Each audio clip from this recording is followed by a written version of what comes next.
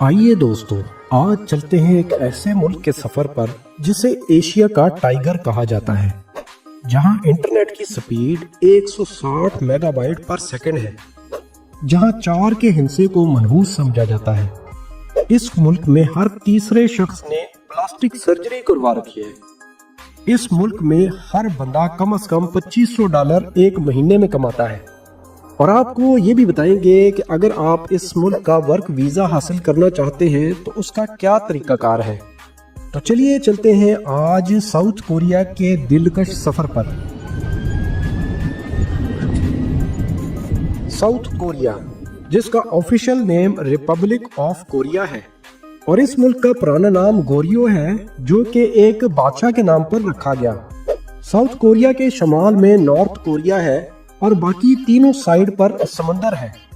اس ملک کے 3358 جزائر ہیں، جس میں سے سب سے بڑا جزیرہ جیجو آئلینڈ ہے، جو کہ جنوب میں واقع ہے اور اپنی خوبصورتی میں بے مثال ہے۔ جنوبی کوریا کا رقبہ 1,04,10 اسکوائر کلومیٹر ہے، جس میں سے 70% حصہ پہاڑوں پر مشتمل ہے اور رقبے کے اعتبار سے دنیا میں 107ویں نمبر پر ہے۔ کوریا کی آبادی 5,17,00,000 کے قریب ہے اور آبادی کے اعتبار سے دنیا میں 29ویں نمبر پر ہے۔ اس ملک کی 82% آبادی شہروں میں جبکہ 18% دیہات میں رہتی ہے۔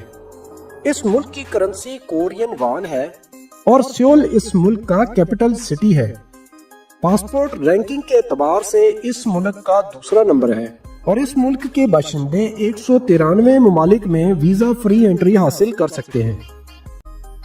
ہسٹری دوستو، ہم آپ کو زیادہ پاسٹ میں لے کے نہیں جائیں گے، بس اتنا آپ کو بتاتے چلیں کہ 1910 سے لے کے 1945 تک اس ملک پر جاپانیوں نے حکومت کی اور 15 اگست 1945 کو جنوبی کوریا نے جاپان سے آزادی حاصل کی، اور صرف 3 سال بعد 15 اگست 1948 کو یہ ملک جمہوریہ بنا اور اس دنیا کے نقشے میں اپنی جگہ بنائی۔